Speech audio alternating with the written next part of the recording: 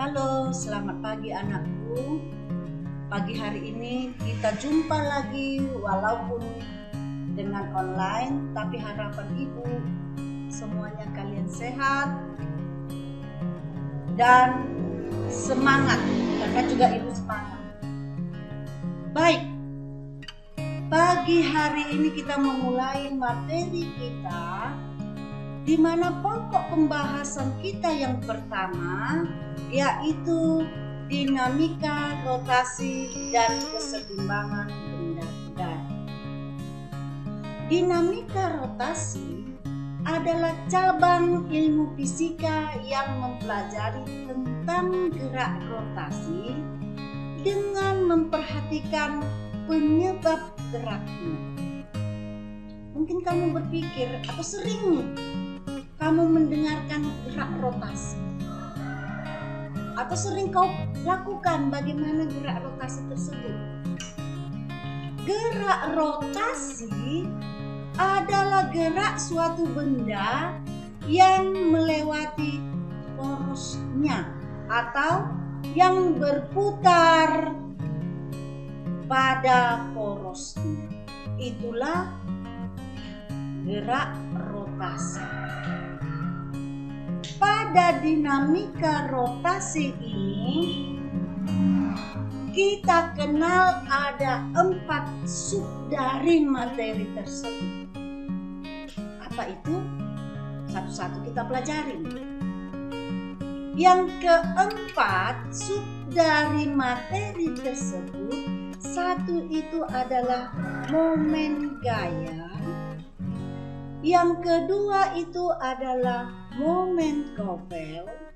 Yang ketiga itu adalah momen inersia, dan yang keempat itu adalah momen sum. Baik, kita ambil yang pertama, momen gaya.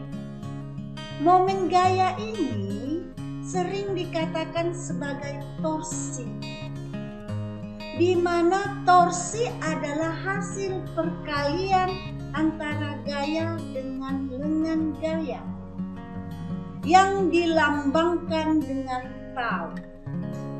Untuk lebih jelasnya, kau bisa melihat gambar yang ibu tampilkan ini. Udah? Mungkin contoh dari momen torsi atau momen gaya ini atau torsi ini ada di rumahmu masing-masing. Contohnya apa? Pintu rumahmu. Engselnya itulah yang dikatakan sebagai sumbu putar. Ujung gaung pintu itulah yang dikatakan sebagai gaya. Ketika kau membuka pintu atau menutup pintu, berarti kan di situ ada gaya. Jarak gaya terhadap engsel itulah yang dikatakan sebagai lengan gaya. Maka rumus dari momen gaya atau torsinya itu adalah hasil kali tau, hasil kali jarak atau lengan gaya terhadap gaya. Ulangi. Tau adalah hasil kali lengan gaya dengan gaya. Tapi ingat, ini berlaku, perumusan ini berlaku ketika gayanya itu tidak lurus terhadap lengan gaya. Kau pergunakan perumusan itu. Mungkin kamu berpikir, Ibu NPL, bagaimana kalau gaya itu tidak 90 derajat atau tidak tegak lurus, Ibu NPL? Kalau gayanya itu tidak tegak lurus, maka rumus yang kau pergunakan adalah tau sama dengan F kali R sin theta. Sinus theta itu adalah sudut antara gaya dan sumbu rotasi putar. Jadi bisa kau bayangkan ada pintumu, ada engselnya. Ketika kau buka atau kau tutup pintu tersebut, berarti kan di situ ada gaya. Gaya yang kau lakukan itu berapa derajat? Kalau dia tegak lurus terhadap lengan gaya, maka yang berlaku adalah tau sama dengan F kali F.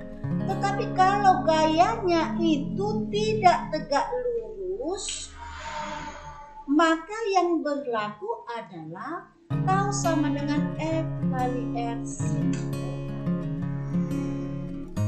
Tetapi pada torsi ini ada ketentuannya. Ketentuannya itu apa? Ketentuannya itu kalau gayanya itu searah dengan jarum jam, maka nilai dari torsi adalah positif. Kalau gayanya itu berlawanan dengan arah jarum jam, maka nilai torsi adalah tidak. Ingat itu ya nak ya. Ketika dia searah dengan jarum jam, torsinya itu bernilai positif. Ketika dia berlawanan dengan arah jarum jam, torsinya itu bernilai negatif. Itulah untuk momen gaya. Lalu momen keduanya kita ambil, yaitu kopel atau momen kopel. Kopel itu juga ada di keseharian kita.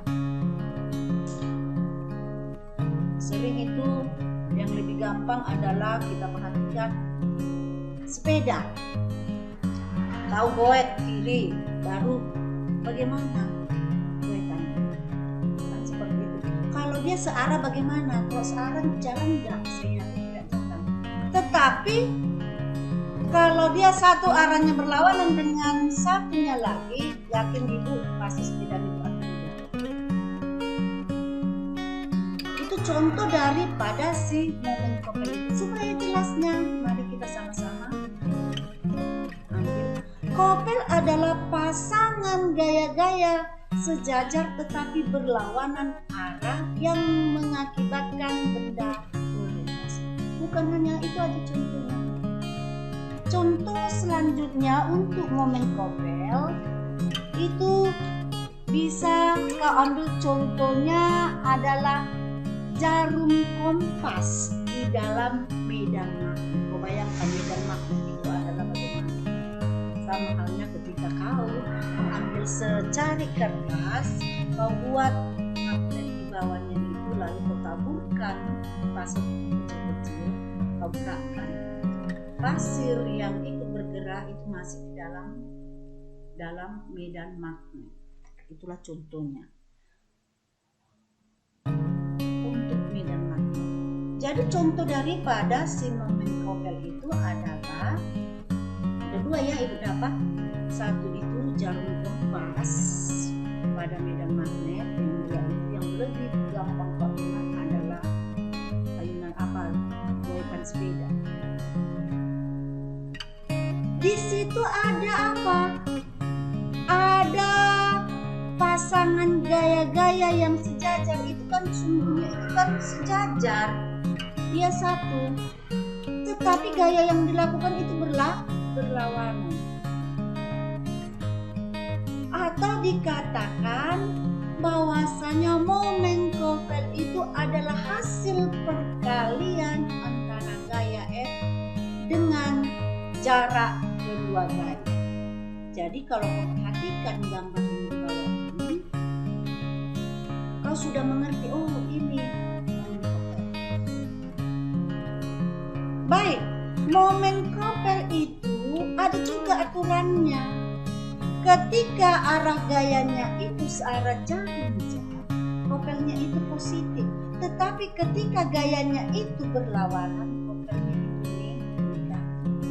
Itulah untuk momen kopel.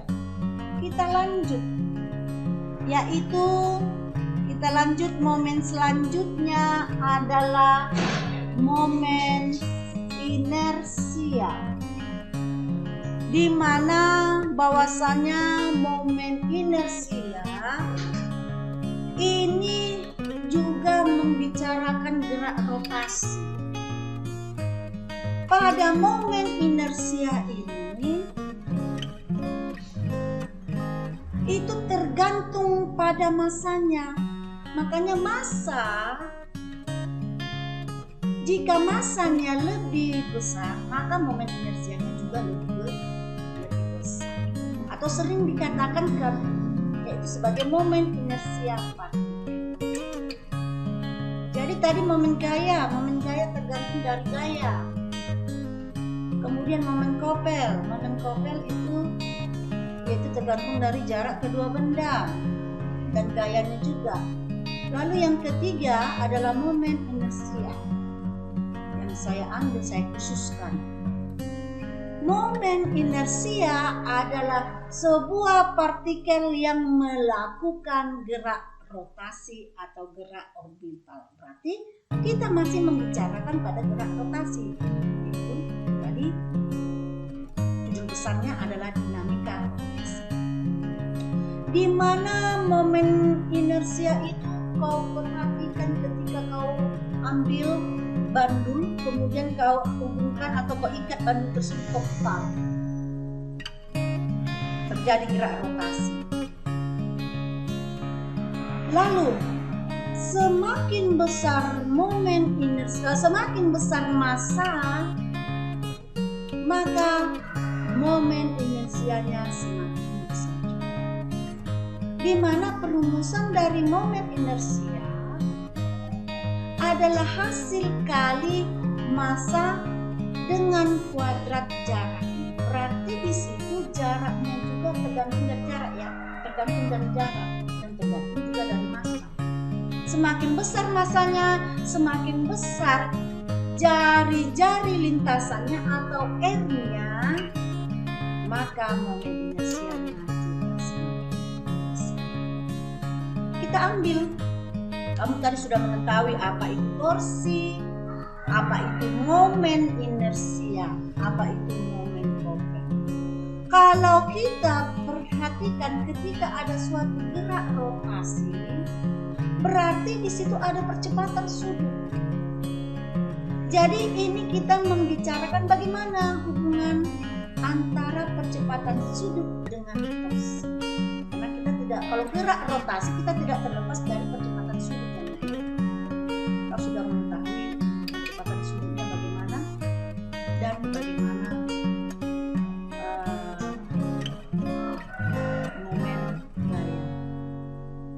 Di mana hubungan antara percepatan sudut dengan torsi itu adalah hasil kali momen inersia dengan percepatan sudutnya, atau diambillah perumusan tau sama dengan I kali alfa. Ingat, jangan lupa bagaimana lambang-lambang fisika. Mungkin kau di kelas 10 ibu kemarin sudah tekankan, jangan lupa untuk lambang-lambang fisika. Harus sudah tahu. Kita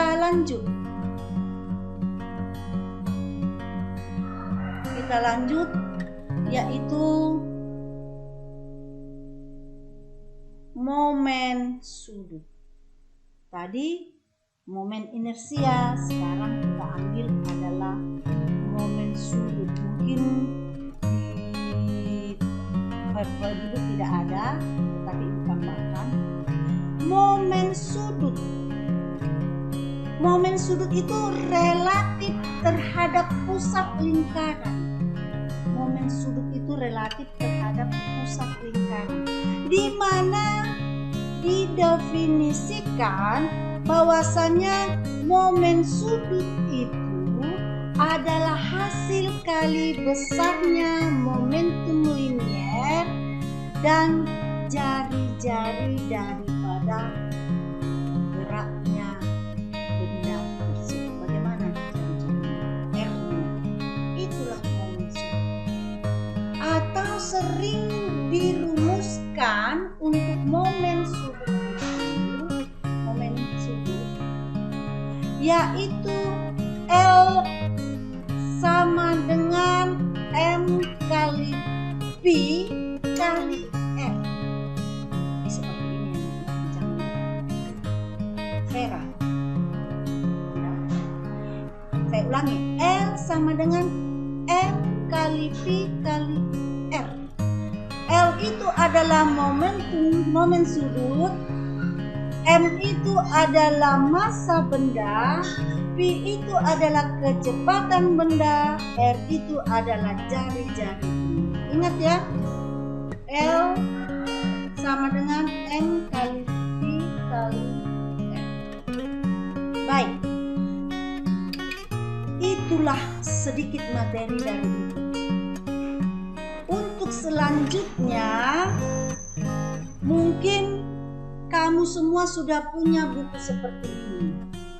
Buku seperti ini. Oke, pegang kamu. Kau buka bukumu itu halaman 2. Di situ ada peta konsep mengenai dinamika, rotasi dan kesetimbangan benda. Kau pindahkan peta konsepnya ini di catatanmu, kemudian kau kerjakan kompetensi awalnya di bukumu itu, lalu kau kerjakan halaman 5 nomor 1 sampai dengan nomor 2. Nomor 1 sampai dengan nomor 2 untuk halaman 5. Itulah tugasmu yang harus kau kerjakan. Lalu kau japri sama saya untuk laporanmu. Kau kumpulkan tugasmu itu melalui kau foto, lalu hasilnya itu kau japri pada saya. Seperti itulah nak tugasmu. Harapan ibu kau semangat mengerjakannya, karena dari situlah penilaian yang ibu berikan. Sekian dan terima kasih.